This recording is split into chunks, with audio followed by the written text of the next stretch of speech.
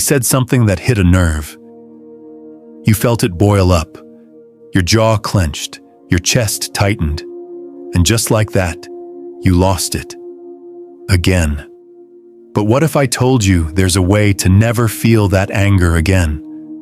Not by ignoring it, but by mastering it so deeply, it never controls you. The ancient Stoics had a way, and once you understand it, really understand it, you'll see the world and your reactions to it completely differently.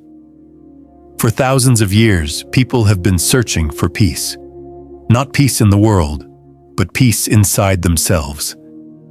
Because deep down, we know the real war isn't out there. It's the one inside our heads. The war with our own emotions. And one of the most common enemies?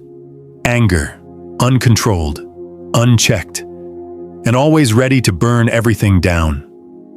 But Stoicism offers something rare, a way to deal with life so you never again feel owned by that fire inside. This video is about that. It's not about suppressing emotion. It's about understanding it, controlling it, and never being controlled by it again. Here's the real issue. You think you're mad at people. You think you're upset because of what someone said, or did, or didn't do. But the truth is, your anger has almost nothing to do with them. It's not them. It's the way you respond to them. And if you don't take control of that, you'll keep living your life like a puppet, pulled by the strings of whatever happens outside of you. The Stoics knew that. They didn't try to change the world. They didn't beg people to act better. They learned how to make their minds so unshakable nothing could get to them. And that's what you're going to learn in this video. Let's start with the first key. 1. The story of Cato. Respond, don't react. Cato the Younger wasn't just a philosopher. He was a walking fortress of discipline. One of the few men Julius Caesar couldn't buy, threaten, or shake. One day, a man insulted Cato in public, right to his face. Loud, vulgar, meant to provoke. Everyone waited to see what Cato would do, but he didn't flinch. He didn't raise his voice. He didn't even respond. Later, someone asked him, "Why didn't you defend yourself?" Cato said, "If I were to argue with every fool who insults me, I'd have no time left to live by my values." That's what most people don't get about Stoicism. It's not passivity, it's power. Because you don't react to life like a puppet. You choose your response. The next time someone tries to bait you into anger, remember this. They don't control you unless you let them. When you stay calm, you stay in control. And nothing rattles someone more than the person they're trying to provoke, not taking the bait. The Stoics practiced this. They saw every insult as a test, a chance to prove they were stronger than their emotions. So the next time someone tries to get under your skin, do what Cato did. Don't give them that power. 2. The fire inside isn't yours. It's learned. There's a story about a man who worked in a factory. Every day his boss yelled at him, blamed him for things he didn't do, insulted him in front of everyone. One day, a friend asked him, "Why don't you ever talk back?" The man said, "When I was younger, I used to explode. I broke things, ruined relationships, lost jobs. But one day, someone told me something that changed me forever. They said, 'Your anger is just a habit you've repeated so long. It feels like a part of you.'" And that's the thing. Most of the anger we feel, it's not even real. It's a script, a pattern we learned, practiced, and repeated until it became automatic. The Stoics knew that the only way to break that pattern is to pause. That pause between stimulus and response, that's your power. Marcus Aurelius, the Roman emperor and Stoic philosopher, used to say, "You have power over your mind, not outside events. Realize this, and you will find strength." Next time you feel that fire start to rise, ask yourself, is this anger mine? Or is it just a script I've been running since I was a kid? Once you see it for what it is, you can change it. And that's when the grip loosens. 3. What Epictetus knew about control. Epictetus was born a slave. His master could beat him, starve him, chain him up. And one day, he did exactly that, twisting Epictetus's leg until it snapped. But Epictetus didn't scream. He simply said, "You're going to break it." And when the bone cracked, he calmly said, "I told you so." That wasn't numbness. That was clarity. Epictetus understood what we forget every day. There are only two types of things in this world: what you can control and what you can't. And anything you can't control, you let go of. You can't control people's actions. You can't control traffic, weather, or someone else's bad mood. But you can control how you respond to all of it. The next time life pushes your buttons, ask yourself, is this something I can control? If not, let it go. Because carrying that anger doesn't hurt them.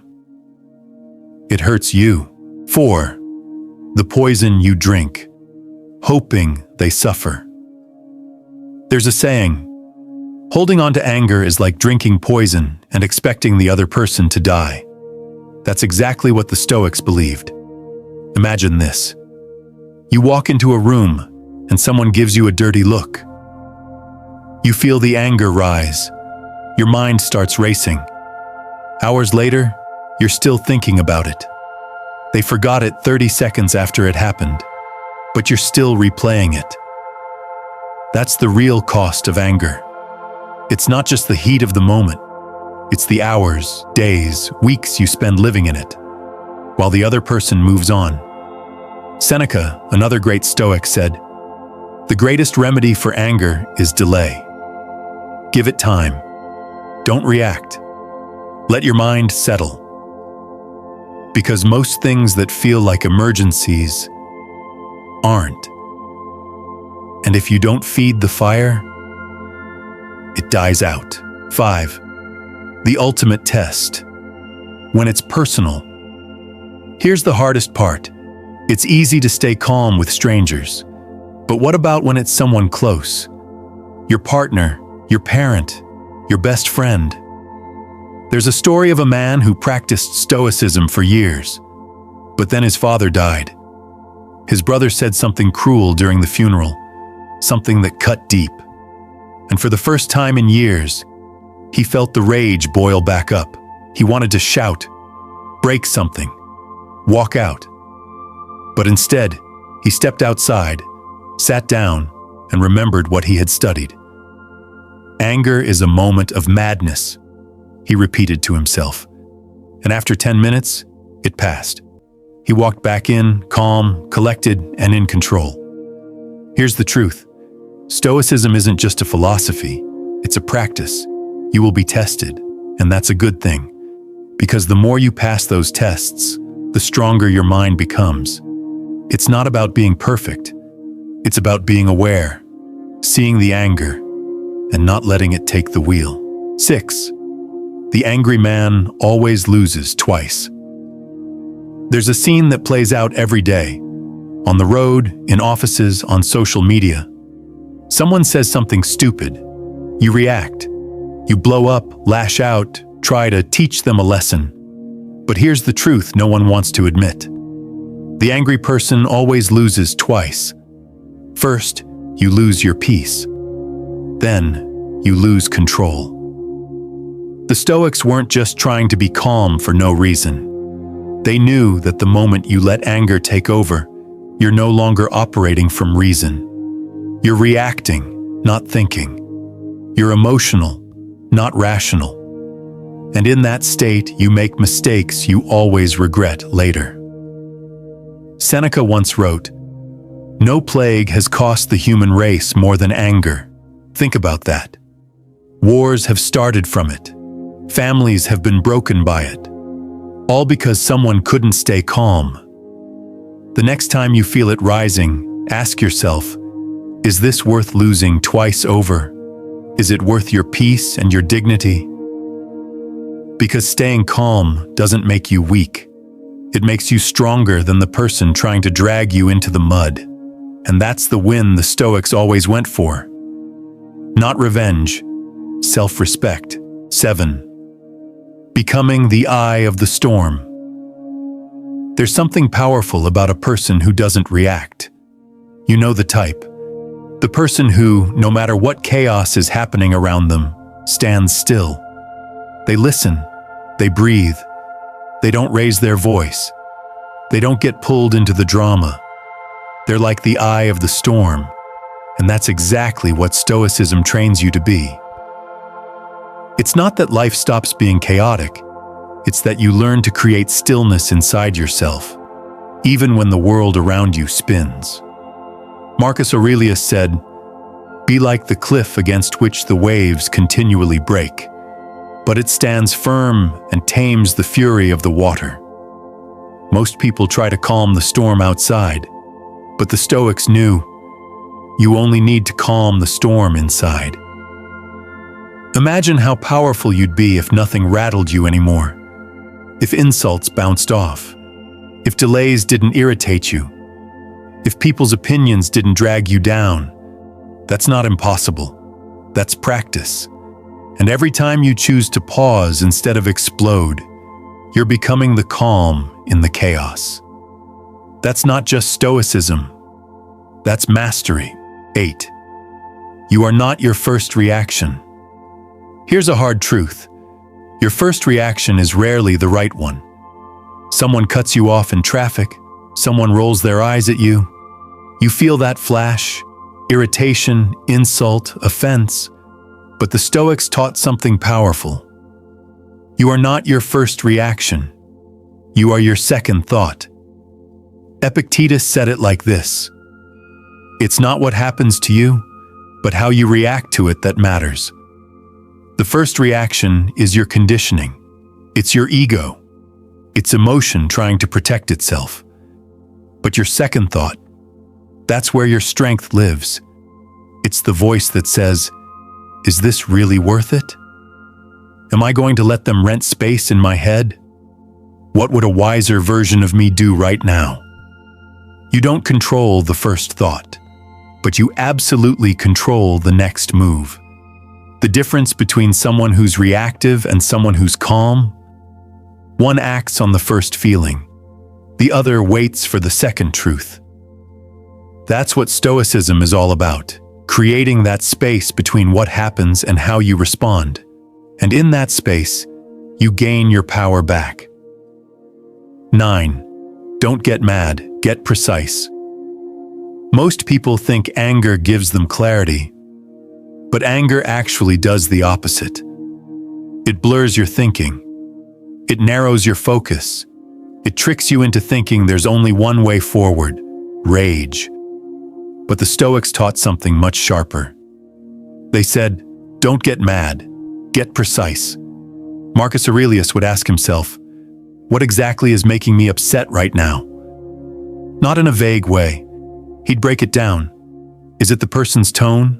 The timing? The fact that I'm tired? Is it even about them at all?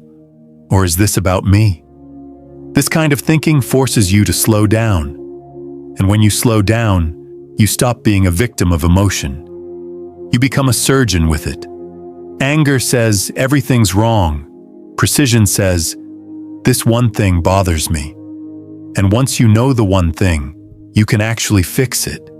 Or even better, you might realize it's not even worth fixing. Next time you're upset, don't explode. Zoom in. Ask yourself, what's really going on here?